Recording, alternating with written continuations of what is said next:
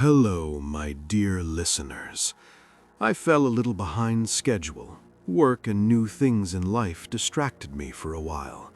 But I'm back, and today I have a fresh collection of horror stories for you, all set in mines and caves. The atmosphere will be as chilling as possible, so make yourselves comfortable. Welcome back to my world, our world, the world of horror stories, Bad Dreams Incorporated.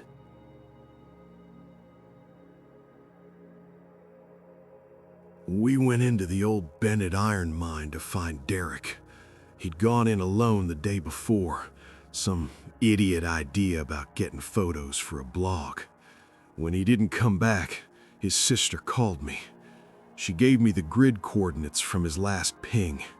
Me, Paul, and Rick went in at first light. The entrance was a slumped concrete arch in the Pennsylvania hills. The air inside was dead and cold. We found his tracks in the mud. They led down the main tunnel, then onto a side branch marked with a faded danger sign. The beam from my helmet light showed recent scratches on the timber supports. We called his name. The sound just died. After about 20 minutes, we found his backpack. It was propped against a wall, his camera inside. Everything was dry. That was wrong. If he dropped it running, it would have been in the mud. This was placed. Paul pointed his light down a slope. There's a draft. We went down. The tunnel got tight. We had to crouch. I was in the lead. My light hit a chamber, and then it hit Derek. He was sitting against the far wall. His head was down. I felt a wave of relief so strong it made me dizzy. "Derek, you idiot," I said, scrambling toward him. He didn't move. When I was 10 feet away, I saw the state of his clothes. They were ripped, dark stains. I stopped. Paul bumped into me from behind. "Derek?" Rick called out. Derek's head lifted. His face was pale. His eyes were wide open, staring past us. His mouth moved, but no sound came out. Then he whispered, "Don't look up."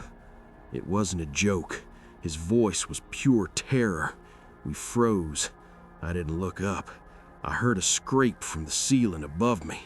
Something dry like cloth on rock. Rick panicked. He looked up. He screamed. Something dropped on him. It was fast. I saw long limbs, pale in my headlamp beam. It looked like a man, but thin, so thin. It wrapped around Rick's head and shoulders and yanked him off his feet. He kicked once. They vanished into a black hole in the ceiling I hadn't seen. Paul and I ran. We didn't speak. We just ran back the way we came. I heard scrambling above us in the old ventilation pipes. It was keeping pace. We got to the split in the tunnel. Paul went left toward the entrance. I saw his light bounce ahead of me, then it vanished. His light didn't hit a wall, it just vanished. I heard a short yell and then a thud, a wet thud. I stopped. My heart was going to tear out of my chest. I was alone. The scrambling above me had stopped. I turned my light off.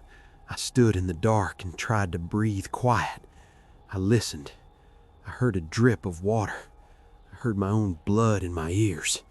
And then I heard a whisper. It was Derek's voice, coming from the tunnel to my right, the one we hadn't explored. "Help me, please." It sounded weak, close to death. I should have run for the entrance, but I thought of him sitting there warning us. He was still alive. I couldn't leave him. I turned my light on, low, and went toward the voice. The tunnel curved. I saw another chamber.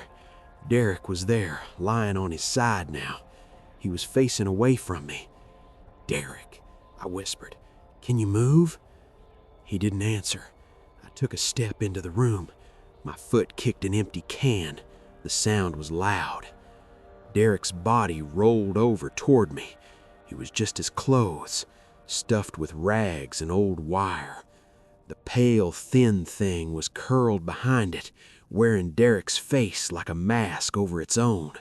Its real eyes were black and small, looking right at me. It had Rick's helmet on its head, the light pointing at my face, blinding me. It had been calling me with Derek's voice. It screeched, not a human sound, a dry, tearing sound. It sprang. I didn't think. I swung my arm up and my light hit a rusted support cable hanging from the roof.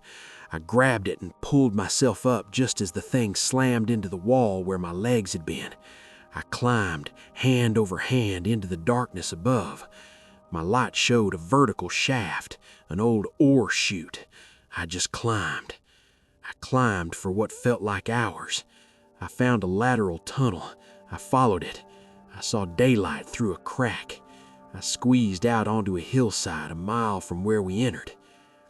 They never found Paul or Rick. The police called it a cave-in. I told them I got separated and found another way out. I didn't tell them about the thing that wore Derek's face. I knew what they'd say. But last week, I got a package. No return address. Inside was Derek's camera.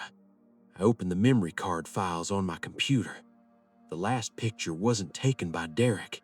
He was a photo of me from above in that tunnel where we found the backpack. I was looking down at Derek's tracks. The timestamp was from 5 minutes before we even found his pack. It was waiting for us. It herded us right to it. The collapse happened 10 minutes after we started our shift. Me, Ben, and the new guy, Carl. We were in a silver mine in Nevada doing a structural survey for a potential rehab crew. The owner wanted to see if it was worth reopening. It wasn't deep, but the tunnels were old, pre-1900s. There was a sound like grinding teeth. Then the world filled with dust. I was thrown against a wall. My headlamp flickered. When the dust settled, I saw the tunnel behind us was gone, a solid wall of rock and broken timbers. The air was thick and chalky. Ben was on his knees, coughing. Carl was screaming. His leg was under a fallen beam. The bone wasn't right. Ben and I got the beam off him. The screaming got worse, then stopped. Carl passed out. We had our gear, water, maybe a day's worth between us, first aid kit, no food. Our radios just hissed. The tunnel ahead was intact, according to my lamp. The plan had been to survey to the end of this drift, about 500 feet, and then back. The collapse sealed the way back. Ahead, I said. Maybe there's an old air shaft or another way around. Ben just nodded. He was a quiet guy. We made a splint for Carl's leg with a shovel handle and duct tape. We had to carry him. He woke up and cried the whole time. It was slow going. After 200 feet, the tunnel ended, not in a rock face, but in a heavy wooden door. It was thick, like a cellar door, with big iron hinges. It was wrong. Mines don't have doors. It was unlocked. I pushed it open. The space beyond was a square room, not a natural cavern, a built room. It had a dirt floor, but the walls were shored up with finished lumber. There were shelves, canned food, jugs of water, a cot, a chemical toilet, a battery-powered lantern hung from the ceiling beam. Someone lived here. Carl moaned. We laid him on the cot. Ben grabbed a jug of water and started drinking. I told him to save it. He ignored me. He was staring at the shelves, not at the food, at the other things. Photographs, Polaroids, pinned to the wood. I looked closer. They were pictures of the mine entrance, of the parking area, of men in hard hats coming and going, survey crews, like us. The most recent photo showed our truck from 3 days ago when we did the initial site visit. We were in the background. "What is this?" Ben whispered. A sound came from a dark corner of the room, behind a tall shelf, a scrape of a chair. A man stepped into the light from our lamps. He was maybe 60, thin. He wore clean, old-fashioned clothes, khaki pants, a button-up shirt. He looked like a retired accountant. He held a large rock hammer, not in a threatening way, just in his hand, like a tool. "You made it," he said. His voice was calm, pleasant. I was worried the blast might have brought down too much. "Blast?" I said. "Controlled," he said, "to seal the tunnel. It had to look natural, for the reports." Ben took a step back. "You caused the collapse?" "I needed company," the man said, as if explaining something simple. "It gets lonely, but people only stay if they can't leave." He looked at Carl on the cot. "The injured one can have the cot. You two can use the floor. We'll need to ration the food now that there are 4. I have schedules." He walked toward a shelf as if the conversation was over.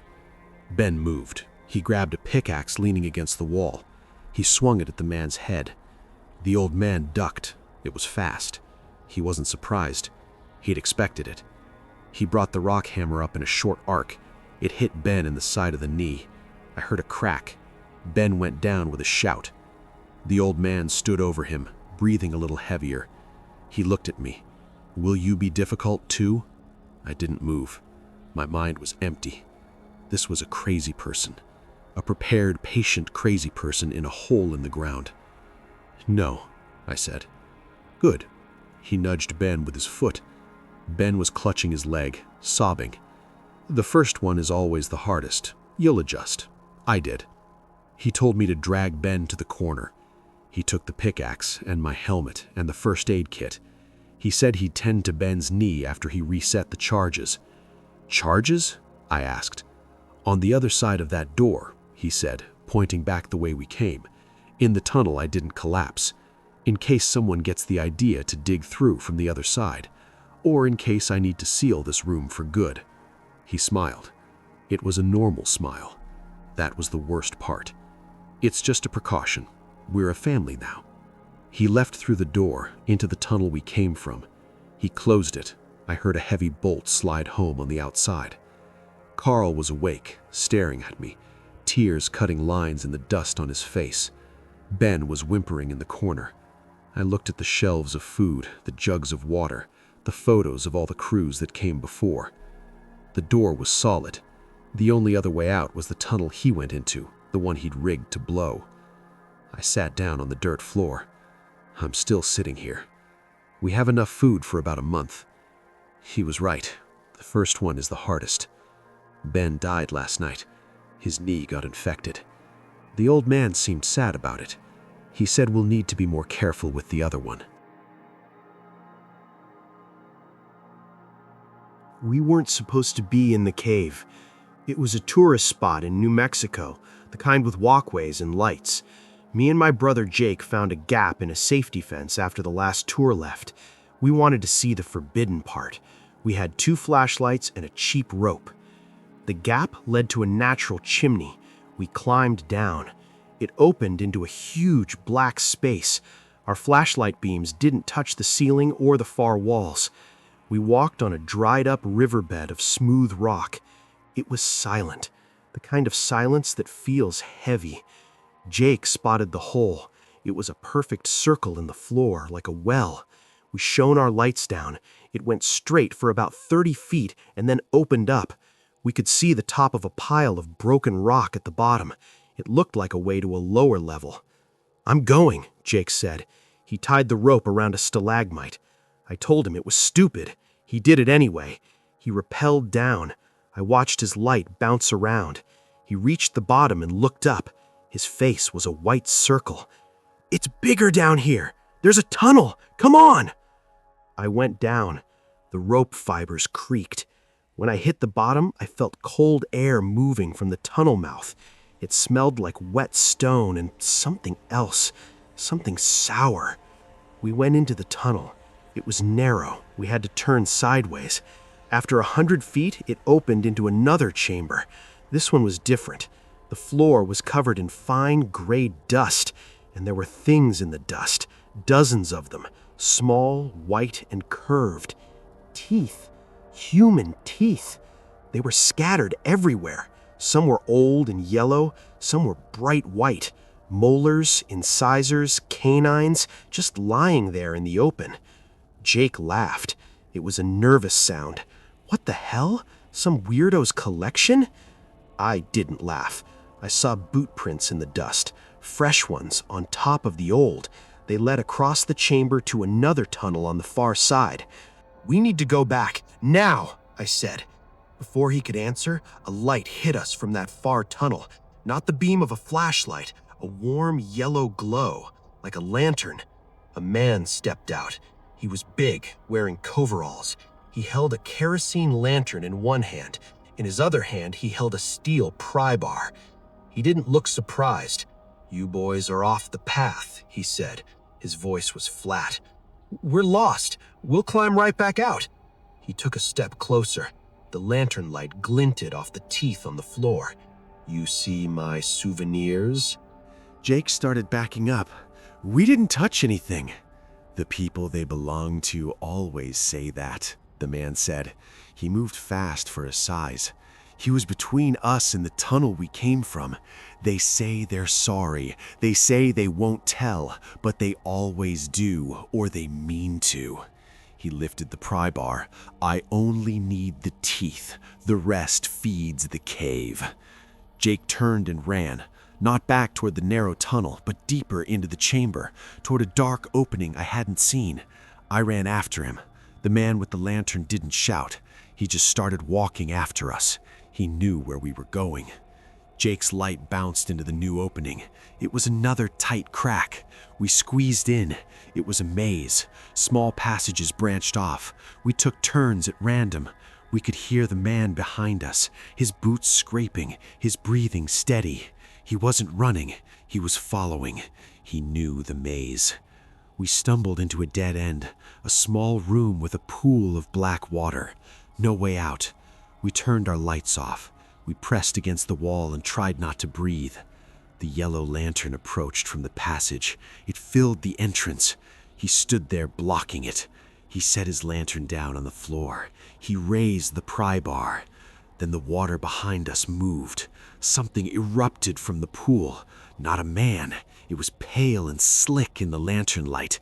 It had no eyes, a wild, lipless mouth. It was on the man in one motion. It wrapped around him. The pry bar clattered on the stone. The man made a gurgling sound. The thing dragged him thrashing into the black pool. The water churned. Then it went still. The lantern sat by the pool, lighting the room. Jake and I didn't speak. We edged past the pool, back into the passage. We ran. We found our way back to the chamber with the teeth. We didn't look at them. We found the narrow tunnel, the rope, and climbed. We drove to a town 50 miles away before we called the police. We said we got lost in the caves and heard someone screaming. We said we found a pile of teeth. They searched. They found the chamber. They found the teeth. They found the lantern, still sitting by the pool. They found the pry bar. They didn't find the man. They didn't find anything in the pool. They said it was a deep underground sump. They said the teeth were probably old from animals, maybe placed there as a sick joke. The case stayed open, but went cold. Jake doesn't talk about it, but I think about it every day. That man wasn't the monster in that cave. He was just another thing that lived there. He was collecting trophies from his kills down in the dark.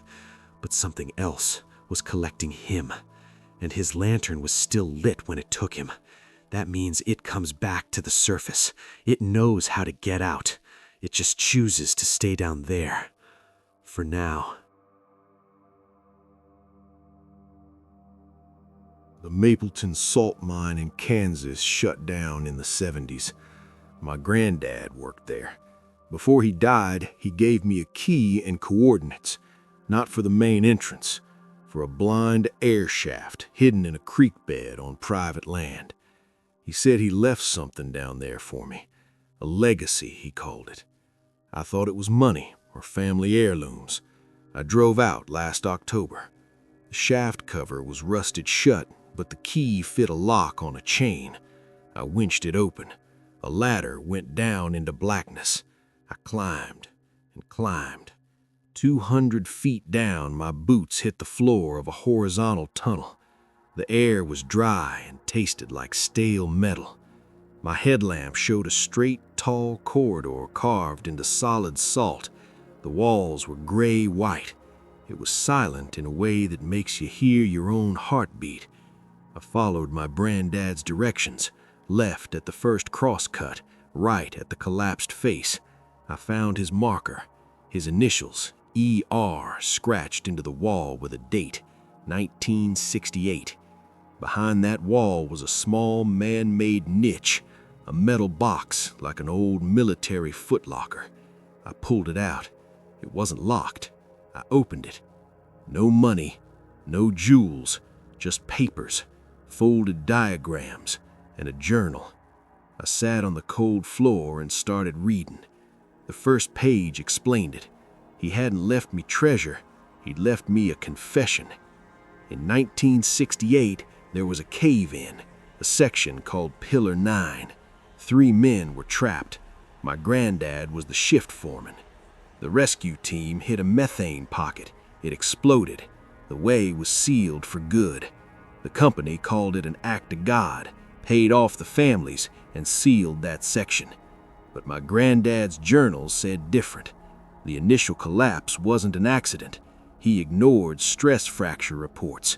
He pushed the crew to dig into a weak wall to save time. He caused it. The 3 men weren't killed in the collapse. They were in a pocket, alive. He heard them tapping. For 2 days he heard them, while management decided what to do.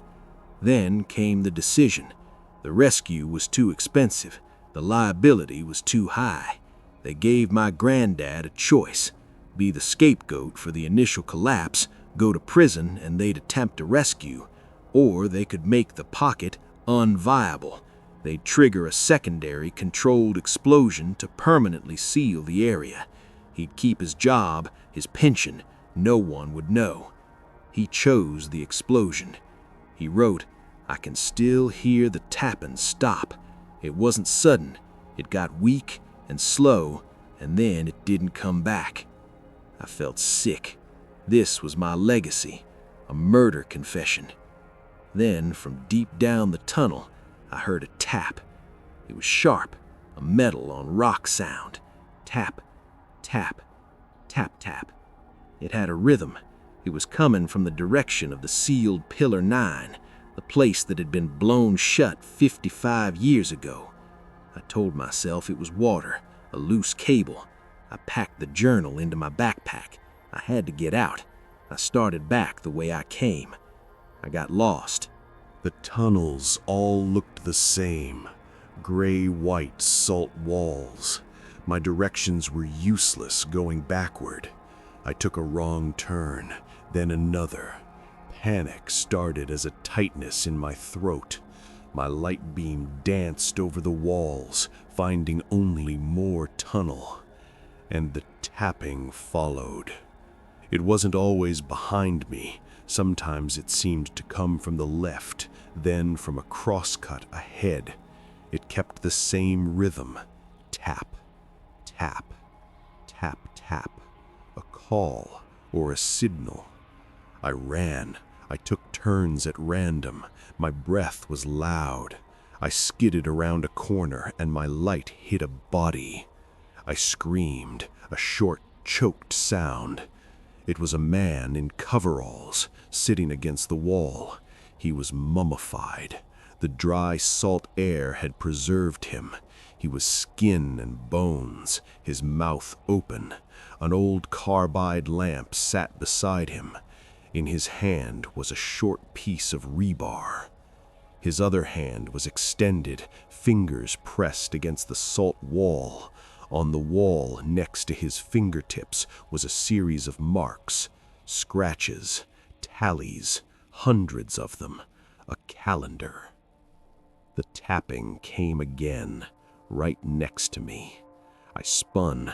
The sound wasn't coming from the tunnels. It was coming from inside the salt, from the solid salt. I put my hand on it. I felt a faint, faint vibration.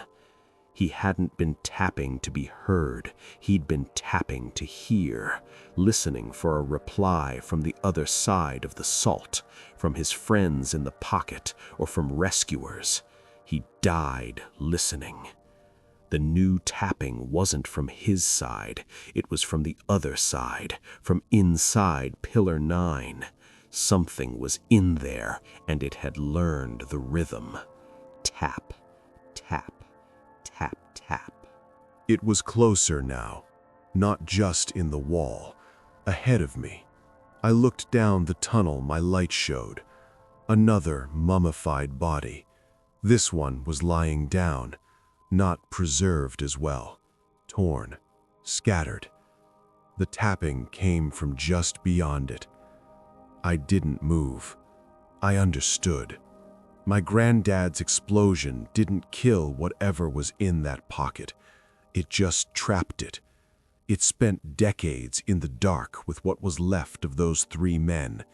It learned to tap. It learned to wait. It learned that tapping brings things, brings people like me. I saw a shadow move at the edge of my light. It didn't have a shape. It was just a darkness that peeled away from the wall. The salt itself seemed to shift. It didn't make a sound, but the tapping in the walls started again, all around me now, a frantic, hungry rhythm. I turned and ran. I didn't look back. I found a ladder I hadn't seen before. I climbed. I burst out of the shaft into the cold night air. I drove and didn't stop. I have the journal. I read it every day. The last entry is just one line, written years after the fact, the handwriting shaky. It's not the dark they're afraid of. It's what learns to live in it. I haven't told anyone. Who would believe me? But sometimes, late at night, I hear things. The settling of my house, the creak of a pipe. It sounds like tapping. If you liked the story, subscribe and like it, and also write a comment about what topic you would like to hear about.